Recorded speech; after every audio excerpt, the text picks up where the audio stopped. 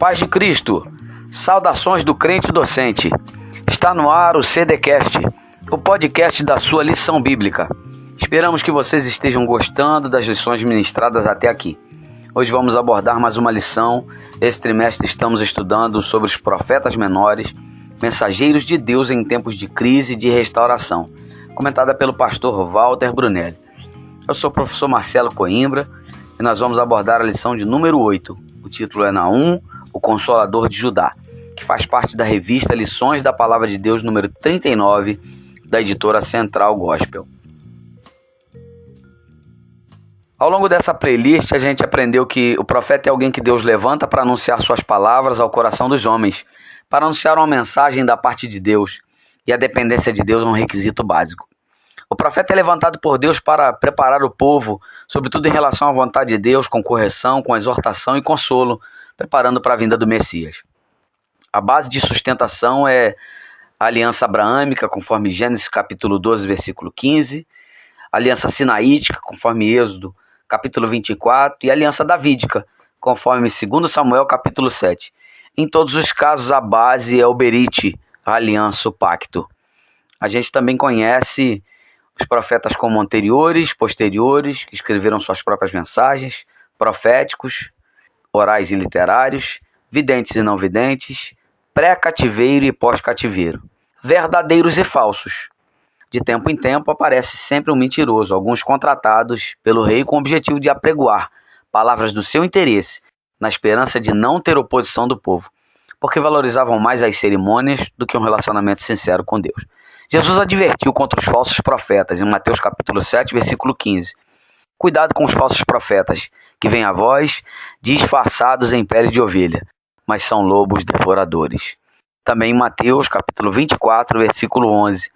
Também surgirão falsos profetas e enganarão a muitos. Muito cuidado.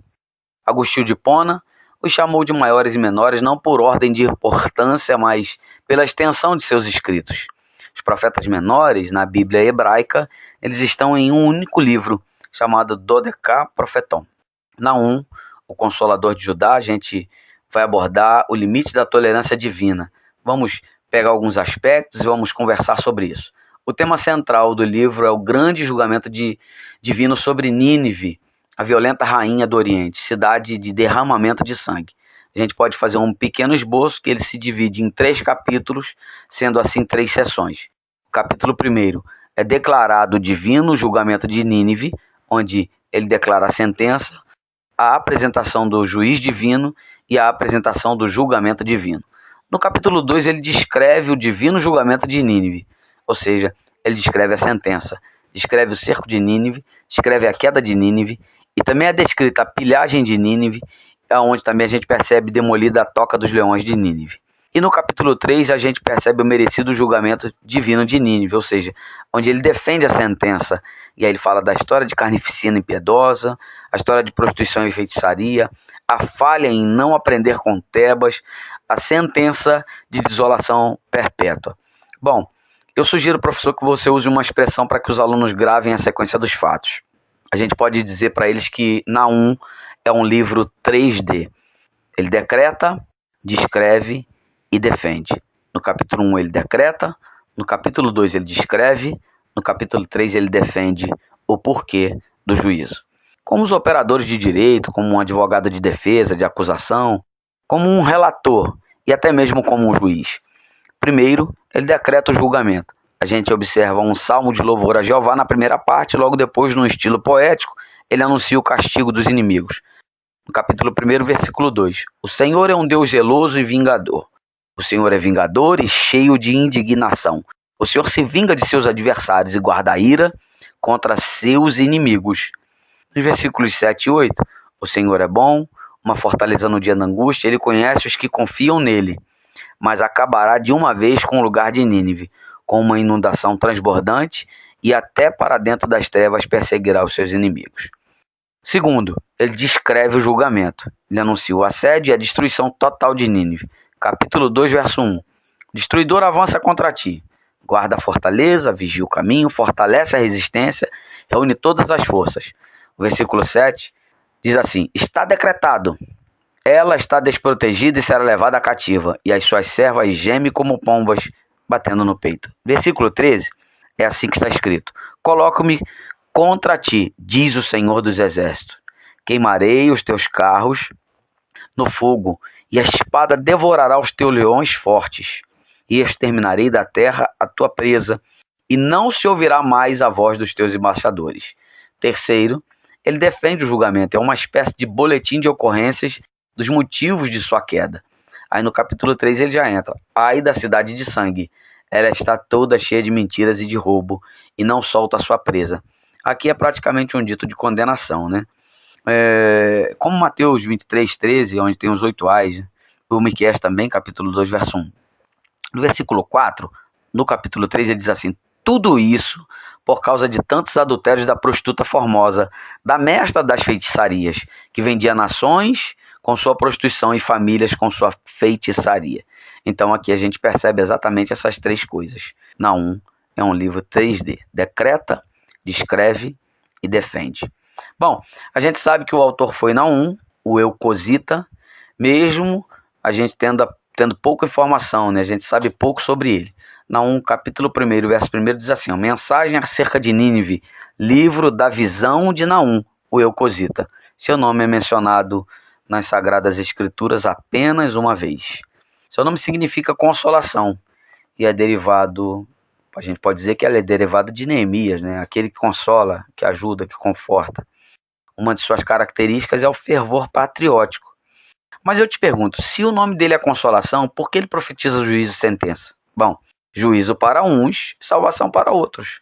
Desgraça para alguns e alegria para outros. No capítulo 1, versículo 15, está escrito assim: os pés do que traz as boas novas, do que anuncia a paz, estão sobre os montes. Ó Judá, celebra as tuas festas, cumpre os teus votos, porque nunca mais o ímpio te invadirá. Ele será completamente destruído. Bom, a gente percebe que também aqui a crise de Abacuque e de Jonas é resolvida pela profecia de Naum. Naum é o único profeta que não profere julgamento contra Israel, apenas consolação em forma poética, mas também em forma profética. Sua cidade natal era Elcos, um lugarejo que possivelmente ficava na porção sul de Judá. A cidade de Cafarnaum, na parte norte da Galiléia, significa cidade de Naum, que é do árabe, né?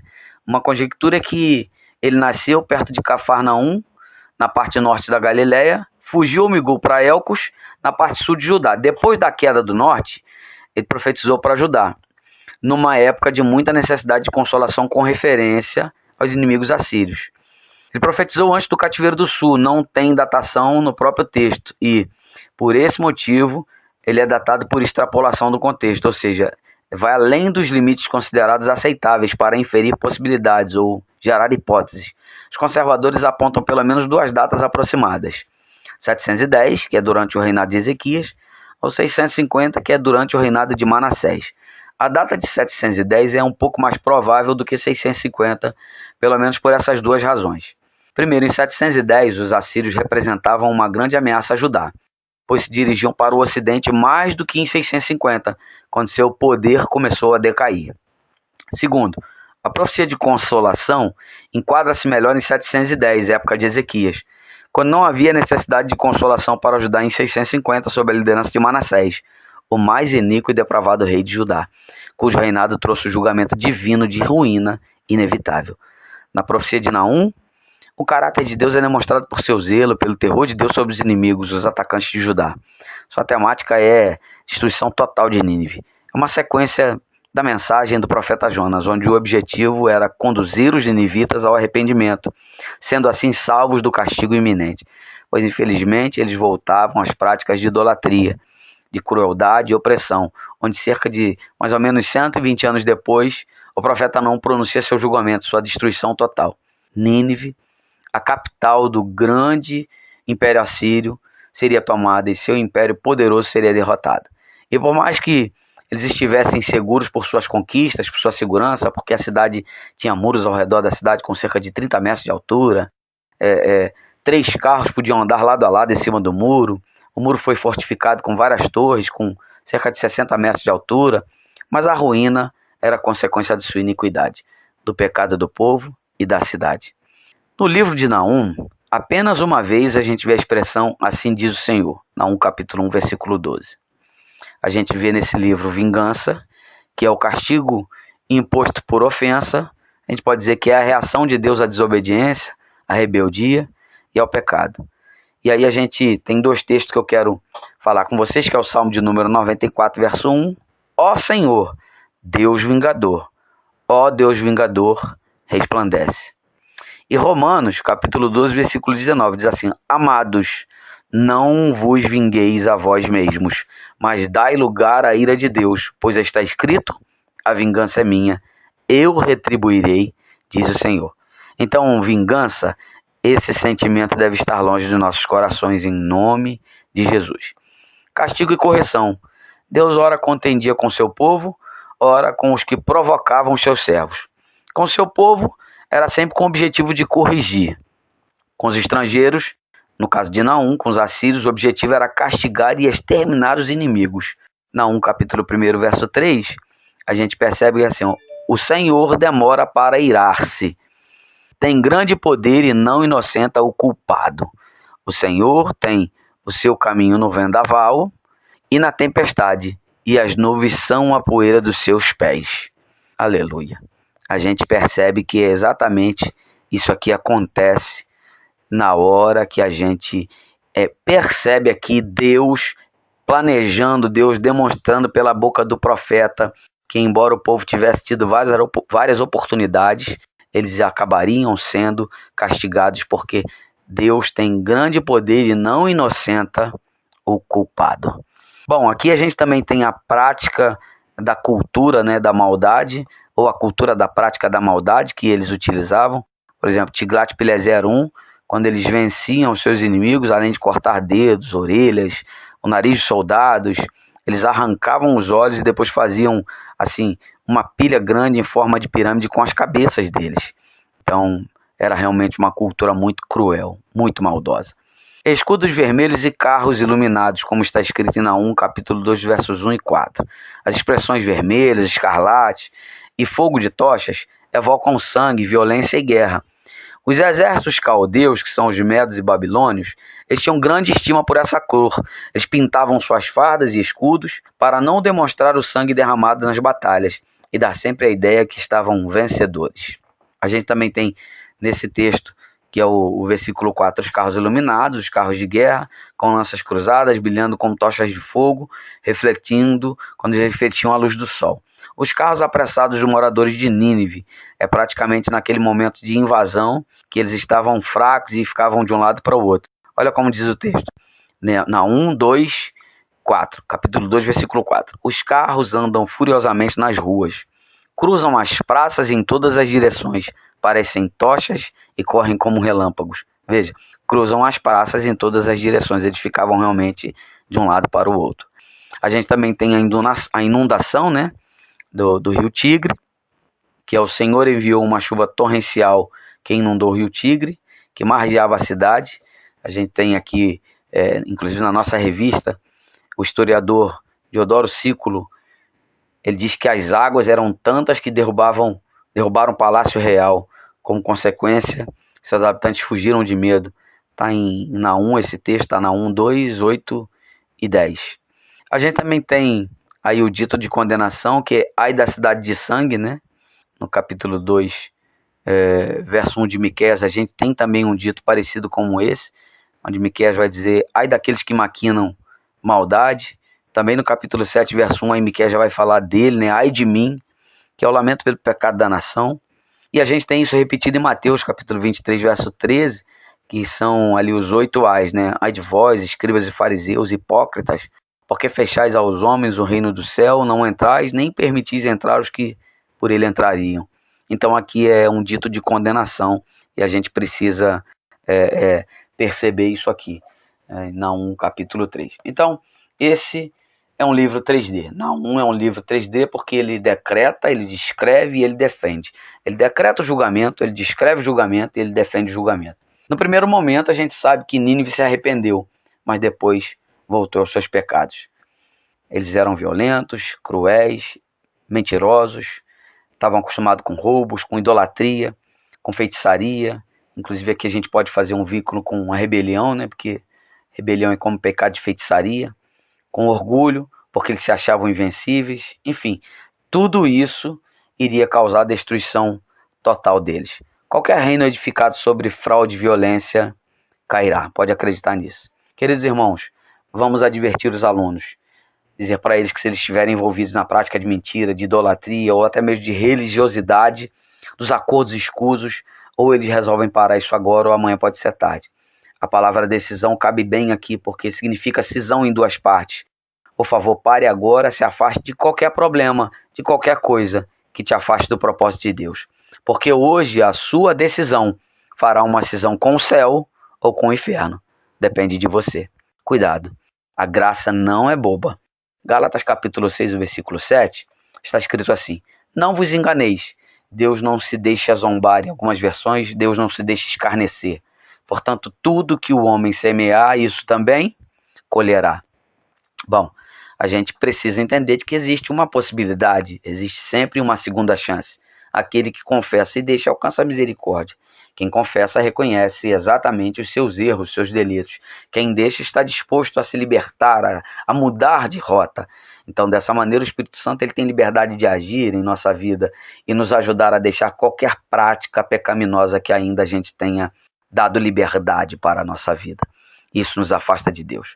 E a gente precisa obedecer a Deus, porque obedecer a Deus é proteger tanto a nós quanto as pessoas que estão ao nosso redor. Obedecer a Deus é estabelecer uma vida com base ética, moral e espiritualmente sadia. Eu quero que você entenda que para cada tempo Deus levanta um profeta. A profecia de Naum foi o que Jonas queria vaticinar. Eu quero te lembrar que você precisa ser o profeta que Deus quer, não o que você deseja ser. Deus tem sempre um compromisso com as nossas necessidades, mas nunca com as nossas vaidades. Olha o que diz o texto de 2 Crônicas 20, a parte B. Ouve-me, ó Judá, e vós, moradores de Jerusalém. Crede no Senhor vosso Deus e estareis seguros. Crede nos seus profetas e prosperareis. Encerro dizendo, muita gente insiste de verdade numa vida pecaminosa. Aí cedo ou tarde receberá sua punição. Deus não manda ninguém para o inferno. Quem desejar o céu, por favor, deve viver de forma digna e santa. Caso contrário, sua decisão fará uma cisão com o céu. Porque o salário do pecado é a morte, mas o dom gratuito de Deus é a vida eterna por Cristo Jesus nosso Senhor. Conforme o texto de Romanos, capítulo 6, versículo 23. Deus não tolera o erro. Escute isso. Deus não tolera o erro. Muito menos em nome do amor. Tem uma frase no livro de Stanley Ellison, que é assim, o Deus prefigurado por Naum não é diferente do Cristo do Novo Testamento. Aí aqui é preciso lembrar que a porta da graça ela está aberta, oferecendo de forma gratuita a todas as nações a ampla oportunidade de arrependimento e salvação através de Jesus Cristo. O Senhor não retarda a sua promessa, ainda que alguns a tenham por tardia, mas é longânimo para conosco, não querendo que alguns se percam, senão que todos venham a arrepender-se. 2 Pedro, capítulo 3, versículo 9. Bom, eu quero agradecer a Deus por sua vida e te convido a seguir o Crente Docente nas mídias sociais, no Instagram, no Facebook, e se inscrever e aproveitar e ativar as notificações do canal Crente Docente lá no YouTube. No Instagram é @Crente Docente. Segue lá, você vai gostar. E quero te pedir, por favor, faça a leitura da Bíblia, ore, jejue, busque ao Senhor. Peça a Deus que livre o nosso país dessa pandemia, que Ele abençoe o mundo. Leia o livro de Abacuque. Abacuque significa aquele que abraça. Existe um clamor por justiça naquele livro importante demais. Se você fizer essa leitura, vai ter uma melhor compreensão do próximo podcast. Então nos acompanhe, compartilhe aí os nossos posts, os nossos áudios, os nossos CDcasts. Vai ser uma bênção para você, vai abençoar outras pessoas também, em nome de Jesus. Deus te abençoe, meu irmão. Deus te guarde, hoje, amanhã e sempre, em nome de Jesus. Shalom.